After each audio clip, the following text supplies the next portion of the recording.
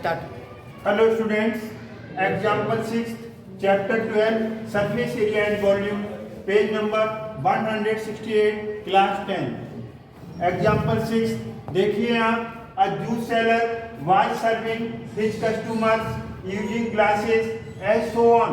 The inner diameter of the cylindrical glass was 5 centimeter, but the bottom of the glass had a hemispherical raised portion which reduced the capacity of glass if height of the glass was 10 centimeter. Find the apparent capacity of glass and its actual capacity used by pi is equal to 3.14. जितना भी हम mensuration surface area and volumes के question देख रहे हैं, दो exercise हैं, सबके स्टेटमेंट बहुत लंबे होते हैं। तो ये स्टेटमेंट्स हमने लिखा है, इसमें से आपको यूजफुल चीजें निकालनी है, समझना है what is given and what is required. उन्होंने फिगर बनाई हुई है। अगर हम इस फिगर को बोर्ड पे लेना चाहते हैं तो बोर्ड पे क्या है, एक सिलेंड्रिकल पोर्शन है, ग्लास है। ग्लास सारे सिलेंड्रिकल होते हैं, इसमें सिलेंड्रिकल है, लेकिन ये ग्लास है सिलेंड्रिकल है, लेकिन इसमें अंदर से उठा हुआ हेमिस्फीयर है, अंदर से उठा हुआ हेमिस्फीयर है, ये उभार है, इसके अंदर रेज ये हो रहा है।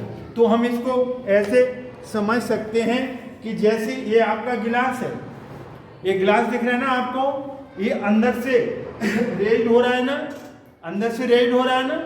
अगर प्लेन होता, एकदम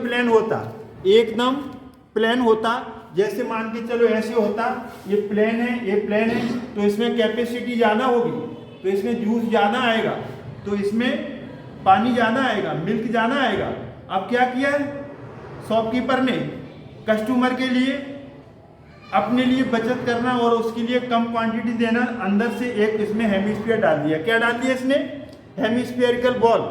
इसने हेमिस्फेरिकल बॉल डाल दी, ये ऐसे हेमिस्फेरिकल बॉल डाल दी, तो ये पार्ट उभरा हुआ पार्ट हो गया।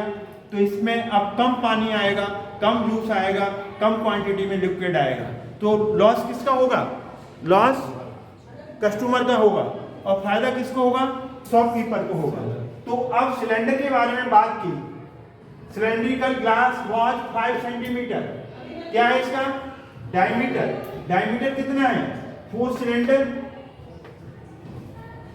CYLINDR cylinder. डायमीटर कितना है बोलो? 5 centimetre. Diameter is 5 centimetre.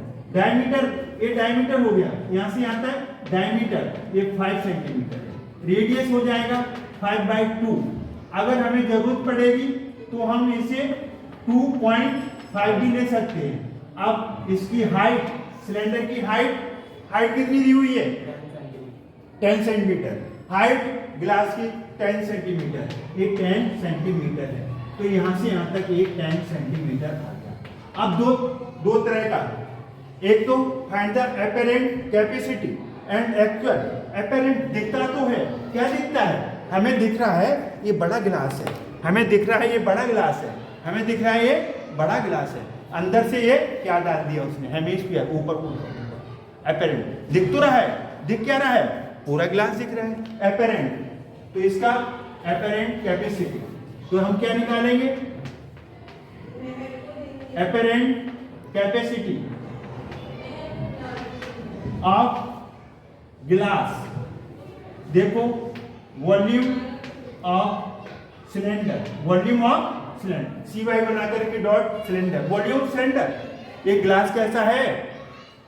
Cylindrical है, तो इसका वॉल्यूम, इसकी कैपेसिटी, इसका मास, इसका वेट एक ही चीज है। तो क्या निकालेंगे? पाई r स्क्वायर h। पाई 3.14। रेडियस कितना लेंगे? 5.2 ले लो, 5/2 ले लें, 5/2 ले लो, या आप जो भी ले सकते हो, जैसी आपकी मर्जी। हाइट कितना है? 10। तो इसे 5/2 लेने से क्या फायदा हुआ? 5/2 लेने से ये फायदा हुआ। देखो इसको और थोड़ा सा सॉल्व कर लो, 2 से कटेगा 5, कट गया। बोलो, अब इसे और भी आप फायदा कर सकते हो, 2 से काट दो, 2 से काटो 1.57 1.57 ये कट गया 1.57 इंटू 5 5 का 25 25 5 का 125 इसी जगह एक बार मल्टीप्लाई कर लो 1.57 इंटू 125 इंटू 125 इसको मल्टीप्लाई करो तो आ जाएगा 196.25 सेंटीमीटर क्यूब। चेक भी कर सकते हो राइट है या रॉन्ग है, राइट है। अच्छा कैपेसिटी को इसमें सेंटीमीटर क्यूब में छोड़ा है या लीटर में,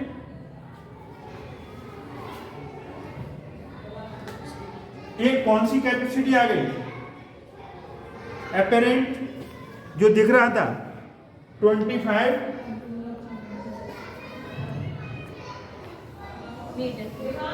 सेंटीमीटर। ठीक है। अब ये देखिए अब इसमें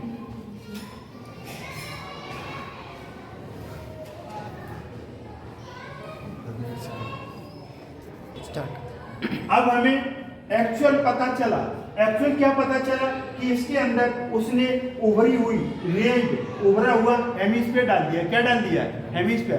तो हम पहले निकालेंगे volume of hemisphere, volume of hemisphere. तो volume of hemisphere, volume of hemisphere होता है 2/3 pi R cube, 2/3 pi 3.14 R. अरे भाई हेमिस्फीयर के लिए भी डायमीटर वही, रेडियस वही, क्योंकि वो इसके अंदर फिट है उस क्रम में। तो आर कितना था 5/2 और 5/2 2 और 5/2। हैव यू गॉट इट, बोलो।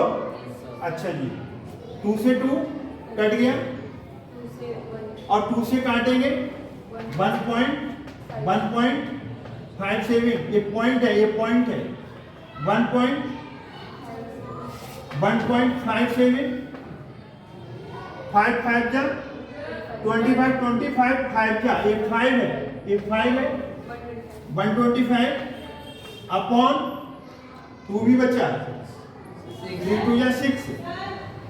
अब हम इसका मल्टीप्लाई करेंगे,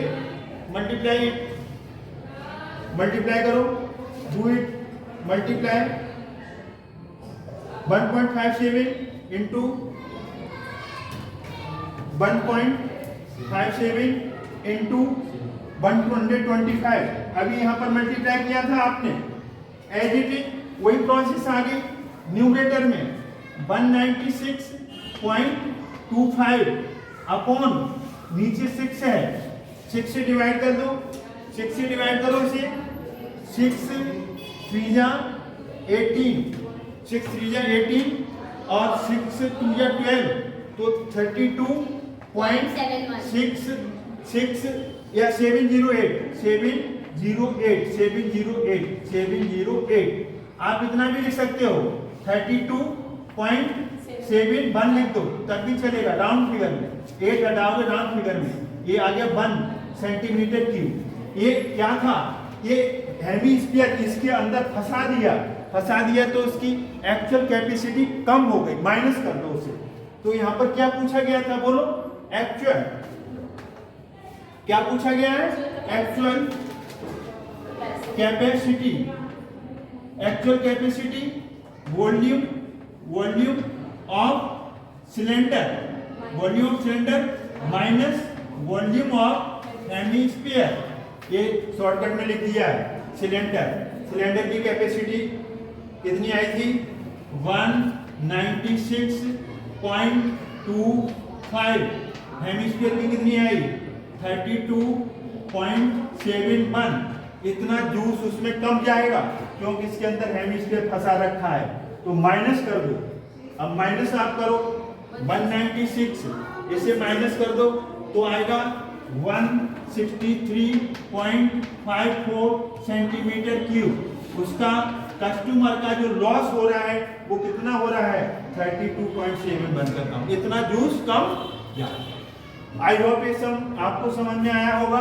इंपॉर्टेंट क्वेश्चन है और इसे आप अच्छी तरीके से करिए। 1 into 3 एक बार समझिए, 3 बार घर पे प्रैक्टिस करिए। मेंस्ट्रुएशन में कैलकुलेशन बहुत अच्छी होनी चाहिए, तो आप इसे समझ में आया होगा।